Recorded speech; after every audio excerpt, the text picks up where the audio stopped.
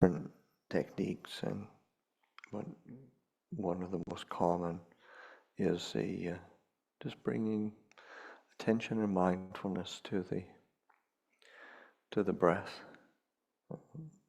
As the breath comes in, just to attend to that sensation within the body. As the breath goes out, the out-breath, just attending to the sensation in the body. It's like skillfully using the body as an anchor for awareness and attention. To use the posture, the sense of touch, sense of the rhythm of the breath, just whatever feels comfortable or has the ability to hold attention. So just taking this opportunity to settle into the breath and let attention settle and extend itself.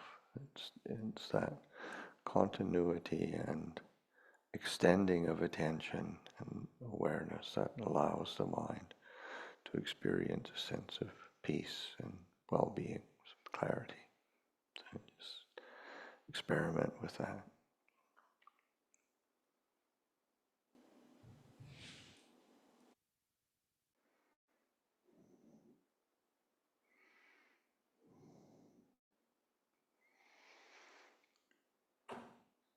Namo tassa bhagavato arahato samma sambuddhassa. Namo tassa bhagavato arahato samma sambuddhassa. Namo tassa bhagavato arahato samma sambuddhassa. Buddhaṃ Dhammaṃ Saṅghaṃ Namasami.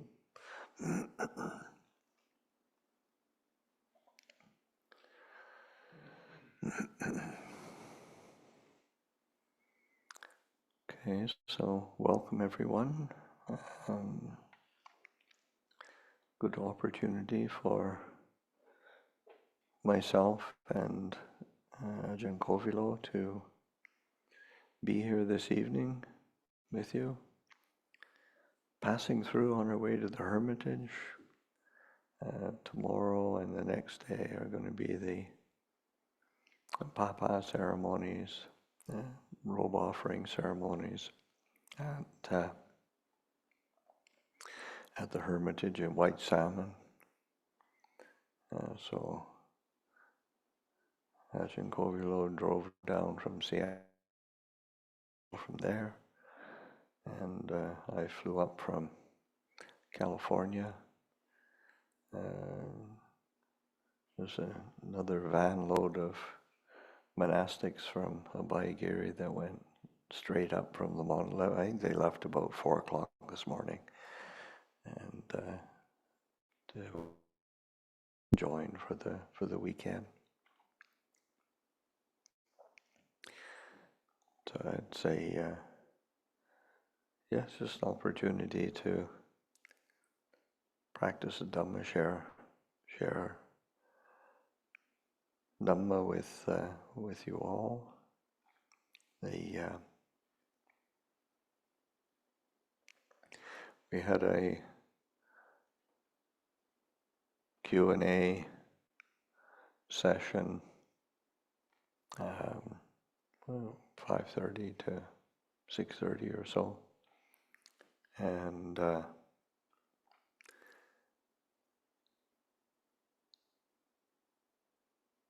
this evening there were several questions that around how do you keep your practice going in terms of not succumbing to dullness and laziness, and how to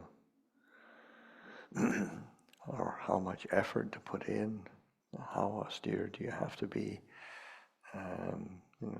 then what are and one of the things that came to mind, there's another question as well that made me think of it.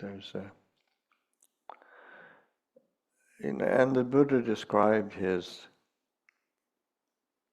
teaching, his path in many different ways, and to get because it's not just if I just did this one thing, then I'd be sure I'm on the path, and it's not really like that. And there's a whole, there is an eightfold path to freedom from suffering, from liberation, and so that there's different factors of the path. There's different qualities that we need to be bringing to bear, and just part of practice is learning how to apply ourselves to certain qualities at the appropriate time, and how much attention do we need, and to sort of elicit particular qualities. How do we bring some of them into abeyance? This is a skill that is developed over time. And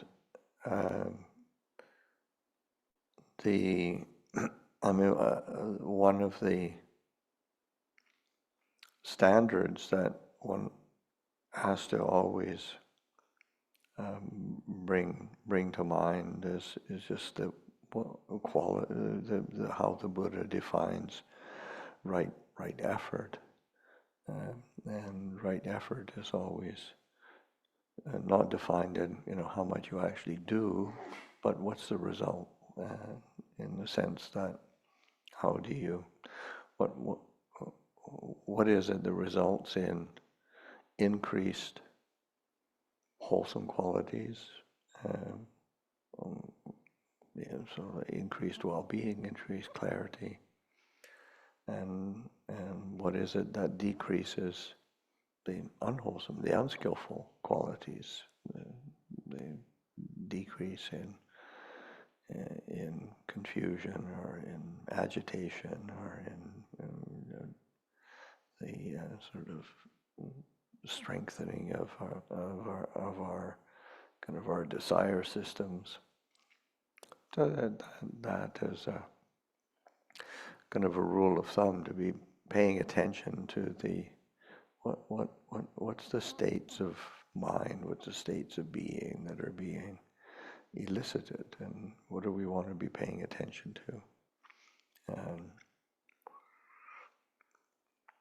And then there's many different teachings that the Buddha gave to different practitioners at different times. What comes to mind is one particular sutta, that is a discourse that he gave when his stepmother came, and it's not really clear how long she'd been ordained at this point, but could have. Anything in the commentaries? Okay, not sure. Anyway, I just refer to the scholar beside me who's supposed to know all this. He's been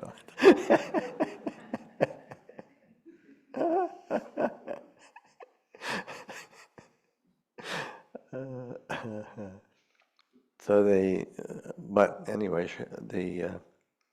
she had probably been, because she was the first bhikkhuni that was ordained, she probably had a fair number of duties, just bringing in the people for the early days of establishing the order, and there was a time where she wanted to go on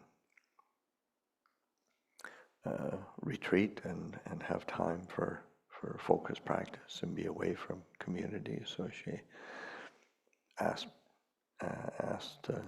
permission from the Buddha, asked for his blessings, and then the Buddha gave a teaching to her, so that while she's during this period of practice and training that she's going to undertake, how to determine what is the teaching, what is the training, and similarly, it's more around qualities of mind, qualities of being, that rather than, how many hours did you sit meditation? How many hours did you do walking? How many recitations of such and such did you do? And it's not about that. It's about what the qualities of mind. So that the Buddha says, what is it that leads to the quality of dispassion rather than to passion, so that the sense of dispassion being a cooling of the heart, and sense of, rather than stirring up the mind with some, because we can get really, and especially in, say, modern culture or Western culture, there's great value put on how much passion you have for something, and so we got a lot of agitated people running around being passionate about, and sometimes over some good things, but it's not really, it's not cool, it's not really settled. So there's this sense of what is it, and of course dispassion doesn't mean that one doesn't feel anything, but it's with a sense of context of what is it that helps the heart to be really settled and clear, and allow the fading away of that which stirs itself up. Because we do get wound up about all sorts of things, and is it really useful? Is it helpful? Is it beneficial? Does it make me happy, actually? And so that sense of turning to that which is cooling to the heart, so that which arises, fosters a sense of dispassion. A sense of this, where one is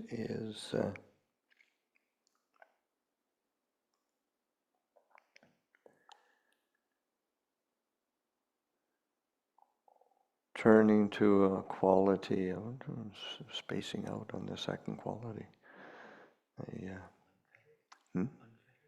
Yeah, it's unfettered. Unfettered rather than, it's unfettered rather than leading to bondage, or to say dependence, like having to depend on things rather than leading to bondage. So binding oneself to things like, I've got to have something in a certain way in order for me to be secure or safe or comfortable or happy. And we know where that leads. That is trying to make the world conform to our preferences is not that satisfying. So that sense of not being dependent. Like there's a great exchange that Ajahn had with somebody who came to train with him, and that monk had been living ordained elsewhere and lived in meditation settings and monasteries, lived in a lot of solitude, and was very keen on meditation, and was pretty good at it. He saw himself, his image of himself was somebody who was really good at meditation, and so he went and stayed with Ajahn Chah. And one of the things Ajahn Chah wouldn't let him do was meditate. So he was really unhappy. And he had him, and he said, and he really wanted to draw close to Ajahn Chah, so he asked to be his attendant for a while, and to try to keep up with Ajahn Chah is an exercise in frustration anyway. But he said he really, because he'd be sitting there, and then the Ajahn Chah might, because Ajahn Chah would receive everybody, and he could have conversations which are really focused on practice and Dhamma, and others which are seemingly inconsequential. And anyway, this monk would something was, if he wasn't holding his attention, then he'd go to his breath or go to a meditation object, and then Ajahn Chah would immediately, he said it was uncanny how Ajahn Chah would immediately say, "Oh, then go and clean this spittoon. Go and get me a kettle of water, go and," yeah. So he said after a while he got really frustrated and decided he was going to leave. So he went to take leave of Ajahn Chah. And Ajahn Chah sort of said, "You're welcome to leave, that's not a problem." He said, "Yeah, you can go back to your cave and be peaceful there. Or you can stay here longer and learn how to be peaceful anywhere." And so that was the Ajahn Chah, the gist of Ajahn Chah, just not being dependent on having things exactly how one wants them or thinks one needs, or that flex. And that's one of the things, so just flexibility, that practice of Dhamma should really allow us to be flexible, and flexible with situations, flexible with people. External situations are not that difficult to adapt to. People, not so much. But just not being dependent on expecting people to conform to one's preferences. So it's so then not setting oneself up for bondage and then being tied down in different ways.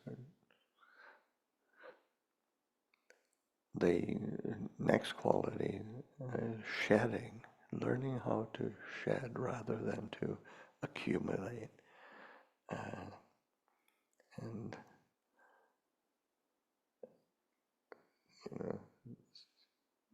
I think America has this. There's more real estate dedicated to storage bins and storage units than I think anywhere else in the world. Is this accumulating, and so there's just learning how to shed, because there's only so much we can actually use at any given time, and we don't really need that much. Like we don't have to be hugely austere. It's like, and even for monastics, we live pretty simply, but it's not. To me, it's not austere. But there's a simplicity there that's very beautiful and helps to create space in the heart and create a lot of ease, because that sense of, whatever you, like, again, Ajahn Chah said, talking to the abbots of the different monasteries, be careful what you build, because you got to look after it. And it says, there's always some worthy building project or some worthy thing that. but and similarly, there's always something you can get that is, or you could have. But you accumulate it, and you end up looking after it, and it ends up running your life. And so it's just this simplicity, being devoted to simplicity, being devoted to a quality of modesty rather than self-aggrandizement, so rather than being always having to self-affirm or establish one's sense of me in a position or as a person or in a particular status or something. There's a sense of, again, a simplicity of self, where there's a sense of modesty, a humility is maybe a good word, and it makes, again, that kind of humility makes her ease of adapting to the world around us. And mind can be very peaceful when we're not having to carry around this extra burden of me, me and myself. And it's just this tremendous doorway into well-being and happiness. And another aspect that the Buddha pointed to is the quality leads to the quality of contentment as opposed to discontent, and that's pretty self-evident. But it's interesting to because oftentimes we think of contentment with material things. But you're expanding the application of contentment, and with our mind, and with the present moment. Can we be like in meditating or can we just be content with the breath coming in and the breath going out? Probably not for very long. Or just look for something else to think about, or just some other mood to catch on to or get distracted by. So there's just this lifting up that theme of contentment and recognizing sort of that discontent with stillness, discontent with kind of spaciousness, where it's like, I wanted to be really peaceful, but it's kind of boring.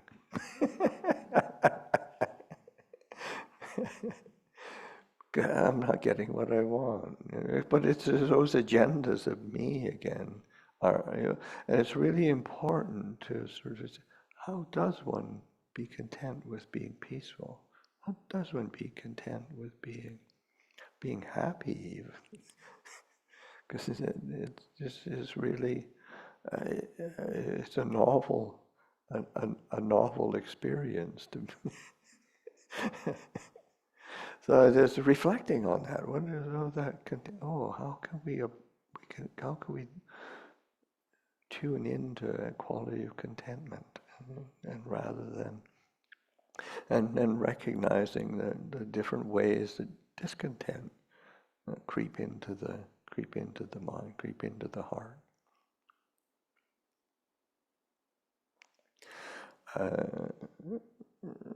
Being and just similar, the Buddha said, to being the qualities that lead to a sense of solitude rather than to company. And it doesn't mean you have to live by yourself all the time, or you want to be shunning any social engagement. In fact, that's the Buddha places, having good spiritual friendships as one of the, you know, things of premier importance of cultivation of the path. But it's also, yeah, again, it's kind of around contentment, but it's around that sense of solitude. Can I be comfortable being on my own? Can I be comfortable in seclusion, rather than constantly having to seek out company or social situation or depend on that stimulation of contact with others solely as a source of one's well-being. Is how do I rely on an internal quality of ease and well-being? So that sense of that turning more and more to seclusion, and of recognizing that the sense of peace and well-being can be found within us. It's really within this heart or within this body and mind is the truth that the Buddha was pointing to. That sense of seclusion.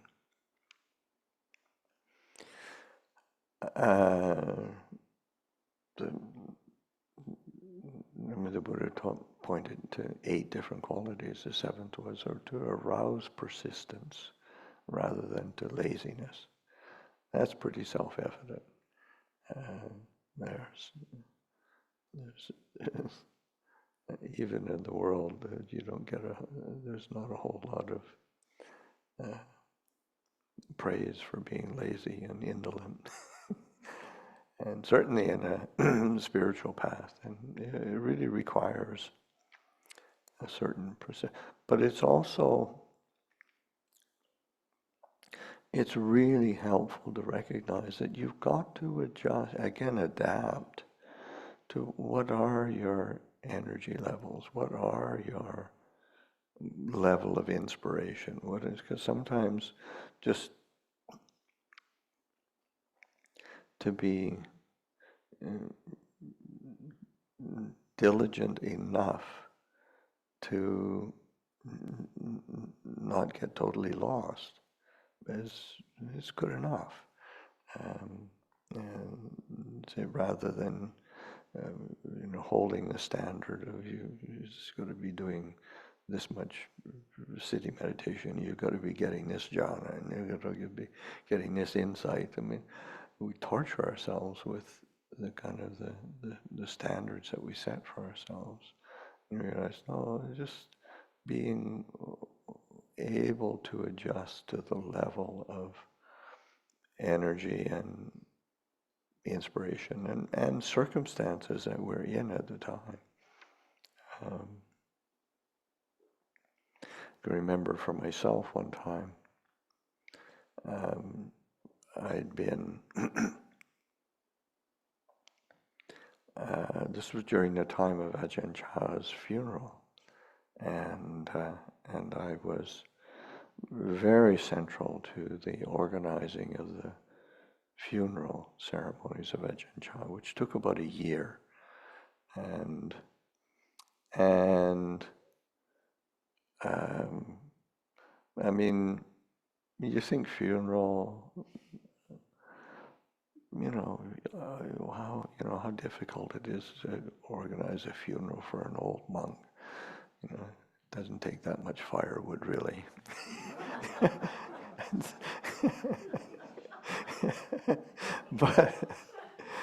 But somebody as revered as Ajahn Chah,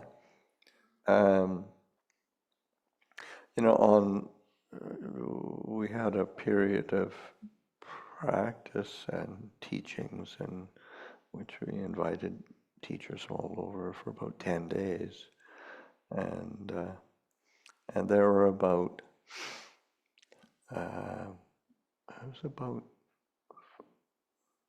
think it was about 5,000 or 6,000 monastics living, male monastics, about 1,000 nuns, about 12,000 lay people living in the monastery. This is on a daily basis, living in the monastery, and then visitors coming over the course of those 10 days, probably close to 1 million. It's hard to count when you get to those numbers. And then on the actual day of the cremation, probably it was over somewhere between 300,000 and 400,000 people came to the monastery. There was a lot of organizing, and so I was pretty fried. And then the night of Ajahn, the cremation, the funeral pyre had not been lit yet, but the king and queen royal family and different high mucky mugs had been and gone, and there was one of the really great forest masters, Ajahn Luang Por Pasanno, came unannounced and came to pay his respects to Ajahn Chah before the cremation took place. And I went, and I'd met him several times before that, and I had tremendous respect for him.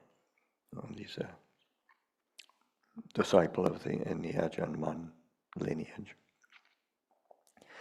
And I paid respects, and of course he's asked how I'm doing. I said I'm completely fried. He said, I think after this is over, I'm going to need some solitude and go and go. Maybe I can go up and spend some time at your monastery with you. And he looked at me really, really hard. He said, no, you don't. So it's like, quit whining. He said, it's all right here already. What are you wasting time for? And it was really brilliant because the mind loves to whine. And so that, and it was really, got me out of that. And so it was really, really, really, really helpful. So that sense of again, the aroused persistence, and is doesn't mean you're necessarily diligent all the time, but you're really coming back to the Dhamma, and because sometimes you can be really busy, but you're still kind of distracting yourself, or just finding other things to focus or get distracted by, and even if it's good stuff. And so I was eternally grateful to Luang Por Pasanno. And the last quality that the Buddha points to as being the qualities that lead to being unburdensome, easy to look after, easy to care for, rather than being burdensome or difficult to care for. And so that particularly as a monastic, it's important that we're easy to look after. We rely on the generosity of other people, so you have to learn how to be adaptable and simple. As a layperson in family life, how do you live together? So you're not up each other's noses all the time. Or if you're ill, sometimes like being easy to look after, not easy to care for. So these are qualities that the Buddha points to, and they said this is the teaching, this is the training. These qualities are a standard for for what is a good indication is this practice working? Is this, or how do I readjust? How do I fine tune my practice so that these qualities are much more to the forefront? So those are some reflections around what's the teaching, what's the training, and there's hopefully something's useful there. Sadhu karang dadamase. Sadhu, sadhu, sadhu, anumodami. Give the opportunity if anybody has any questions.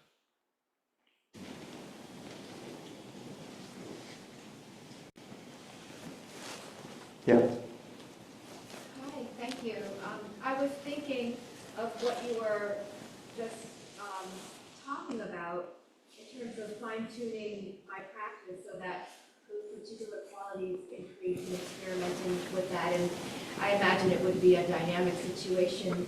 I had a question, and what you were saying, I guess, perhaps is an answer to it, but I just want to ask the question. Because maybe you have a broader take. So it's been a few years now that I've been studying the readings, many of the readings here, and it's led me. I guess the best way to illustrate an analogy is I was in a boat directed with certain forces towards certain places, and I realized that directing the boat was not the way. And so that led me to a period of not directing the boat, but feeling quite, like realizing that that was the case, but emotionally feeling rather depressed. And then I started emptying the boat also. And I guess somehow, I don't know how, but I'm at a point where empty boat, not directing the boat moving with the stream, and perhaps making little adjustments is good, but I still, and maybe this is why it's related to what you were saying, how to fine tune my practice, or rather overall lay life, right? I guess I'm stuck at a point, it feels stuck, where I'm still not sure in any moment how to make the best decision, because in some ways it's harder now, because there is adaptability, there is flexibility. So I'm once again feeling a little bit stuck, but in a different way. Is there anything you could say to that, please? Yeah, welcome to practice. No, I mean that's good. But it's also recognizing that, sometimes, being comfortable with not knowing for sure as well is really interesting to start attending to, because I mean it's great when we're on track and we're okay, we've got some tools that are working, but then reality is it's that certainty is always slipping away, and so that really starting to pay attention to what is it that is constantly trying to be sure, to be certain. What is it that is worry? Because it's that sense of self that is needing to be affirmed in some way, and it doesn't mean that you negate it, but it's sort of how do we. So it's just an interesting aspect of exploration of how to be comfortable with uncertainty, which is like I lived in Thailand, living with Ajahn Chah, and expecting certainty in anything was a real fool's errand.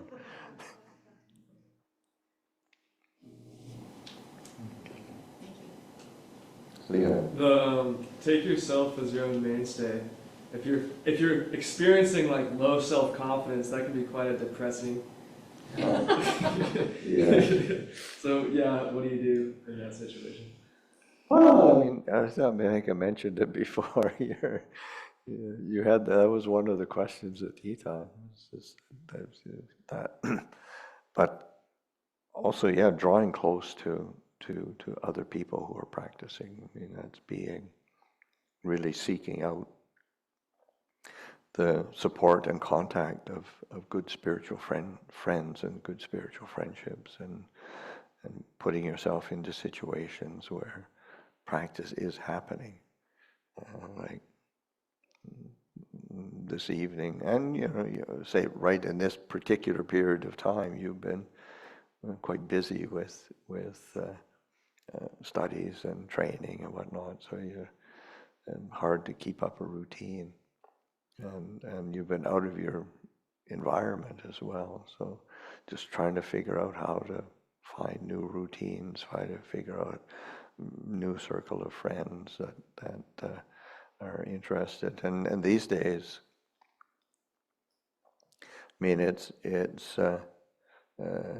there's lots of resources available. It's as we're here in this gathering, there's also the online contingent that are plugging in as well. So that most places, most say monasteries, Dhamma centers, have their online programs as well that are happening often simultaneously. So, but being in contact with real people is a lot more helpful. But sometimes it's not possible, and so that finding the resources, and sometimes it's not necessarily even close by. It's sort of like this rains retreat, 3 months of the Vasa period, like the Singapore Buddha Dhamma group.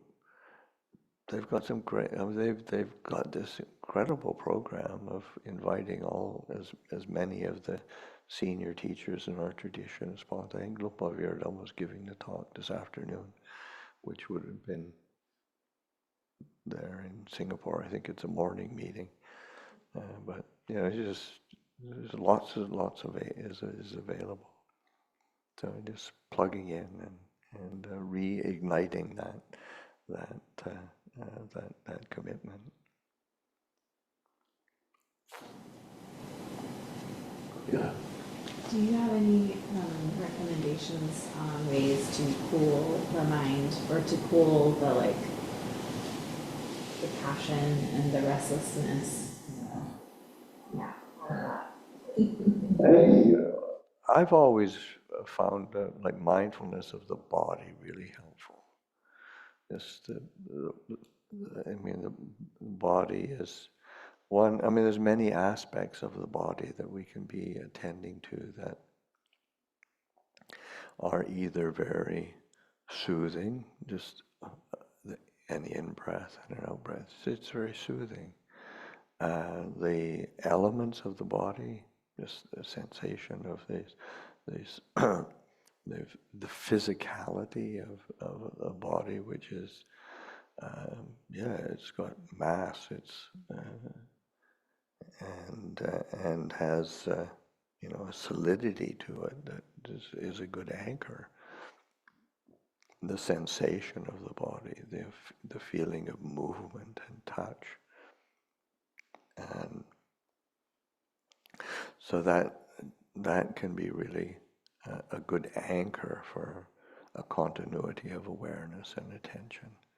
And so that's the first thing that comes to mind. And it's oftentimes one that we tend to overlook. We're looking for an answer, an idea that we can latch on to, and just say something as simple as a touch, and just that feeling of touch and smoothness of touch, It's really getting grounded into the bodily experience.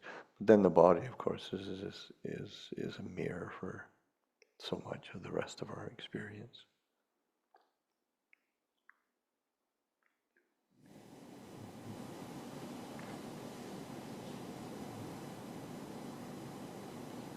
Yeah. It's a question I just haven't asked in a while, but I have asked you before. Just going back to what you were just telling Christine about coming to the body. Do you have recommendations to coming to the body when there's a lot of pain in the body? Well, there isn't pain everywhere. It just feels like it. So the sense of touch is pretty neutral. I mean, there'll be pain in different parts of the body, but other areas of the body are not so much. So just like breathing in, breathing out. What's the sensation in the forehead? Oh, that's kind of neutral. So that you can find places of respite from the pain and discomfort. And you can go through the body and just pay it, even if it's painful. One can go through the body, kind of like a body scanning, and just relaxing, softening, and softening around the pain, and then finding a neutral place where the sensation is maybe interesting, but not. It's not right close to where it's really uncomfortable.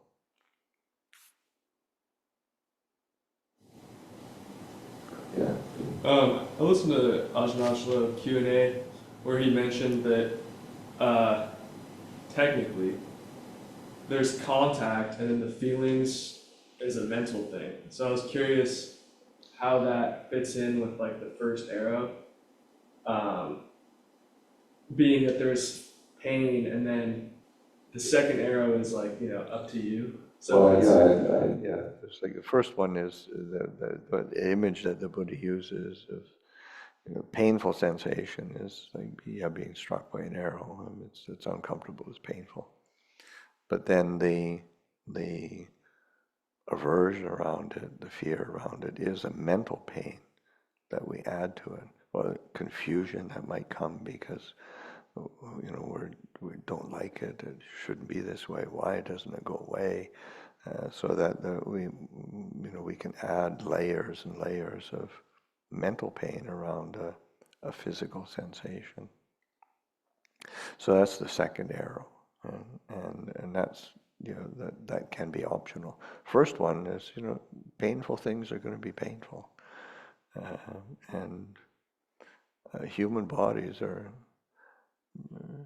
they're pretty painful. That's my experience anyway. So the pain, pleasant, painful, or neutral, that is in the body. It's not that arises in the body. It's not a mental thing. Because I guess my question is, if it's mental, then why can't it be cut off in between the contact and the? Why can't the first arrow be? Why isn't the world like I want it to be?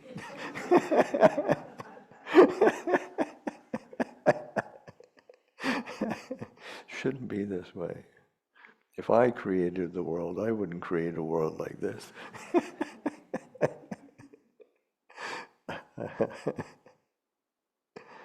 No, it's just the way it is.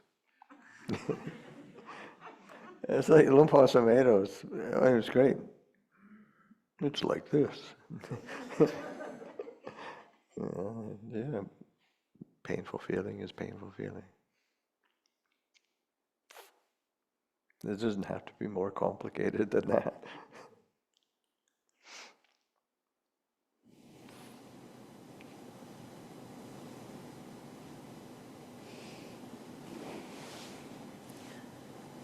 Would you like to take another question, or should we go ahead and bow out and pay our There's a respects? question there. There is a question. So when I meditate, I frequently hit this period of peace really fast, and then either I get drowsy or the mind starts to wander, and then if I bring it back to the breath, agitation happens. But if I just let the drowsiness be, and sometimes you just lay down and kind of not really go into a state of sleep, it's just more of a state of awareness. Well, I feel like I'm almost dreaming, or if I just let the mind wander and just not really engage with it, not try to go back to the breath. And well, I will go back to breath if I start engaging, if I find myself engaging in the thoughts, but I just kind of let them be, and then peace comes. But I feel like I keep hearing that you shouldn't let the mind wander. But literally, it's I could sit there for hours just being the mind's kind of it's as I start to engage, as soon as I catch myself getting engaged, and I'll be oh. Well, the thing is there is a purpose to making the mind peaceful. Well, it's kind of there's the mind, and then there's the mind, and I'm peaceful. Well, the mind is just chattering away to itself. Right. And but then it's also it's sort of there is an ability to find a clarity that's at a deeper level than that, and usually you need to use attention to allow the mind to see clearly and come to a place of relinquishment or letting go, and so then it's able to let that flitting mind drop away, and what's left is a stillness that's really bright. I guess that's what happens. As long as I kind of leave it alone, it just slowly quiets down. I feel like it realizes that I'm not interested in it, and then it's just kind of oh, okay, I'm just gonna be at peace now. Yeah.